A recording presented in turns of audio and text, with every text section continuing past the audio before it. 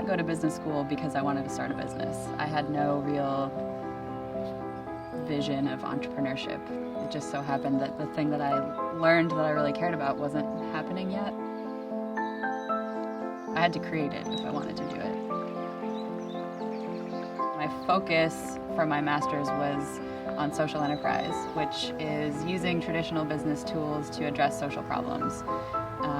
And that was really meaningful to me because it removes that disconnect between doing business to make money and then doing something after the fact to give back. And I really don't like calling it giving back when you can actually just do.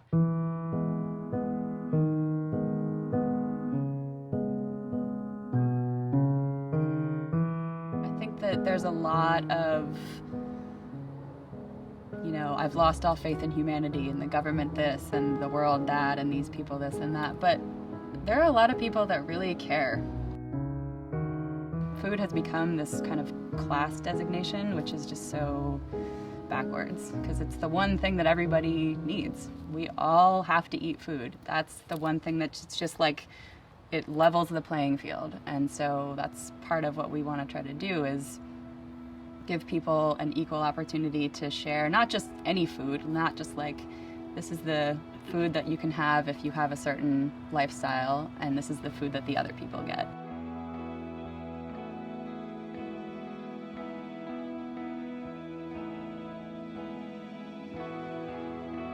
Traditionally, a food desert describes a community where there's poor access to a full-service grocery store. It's largely about geography. So if you live in a neighborhood where there's not good access to a grocery store, maybe it's a food desert, and then you can target that on a map. Access means a lot of different things to a lot of different people. And when you look at a map, you miss a lot of those access points. So we talk about geography with food deserts, but at My Street we also talk about cooking skills as an access point, or financial accessibility, or physical ability. There are all these different ways that we can create a more holistic sense of access, and to me that means throwing out the map and actually going into the community and talking to people and asking them what their life looks like, what their needs look like, and how we can support that in a more comprehensive way. When we partner with different organizations like these clinics that served largely lower income and homeless patients, or social service agencies, the people that are clients of theirs live all over the place, and they're in some cases invisible because they're kind of scattered about and they don't have a support system. So when they come to the market, they get to know all of the people there, including the other people that are shopping there, and they have a family now.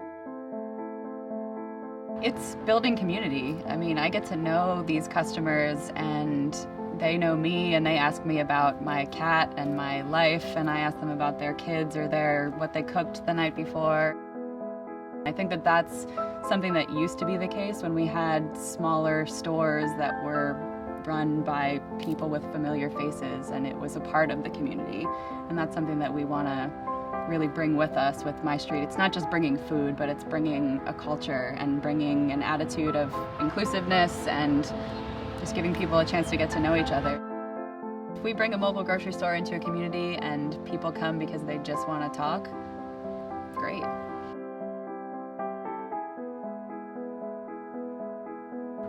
Food is community. Food brings people together, and it's a language when you can't speak the same language. It's the way that we celebrate milestones and show love, and it's just this really amazing tool. And that's the bigger picture with My Street Grocery. It's not just a grocery store on wheels. It's an opportunity to share that quality of life with people.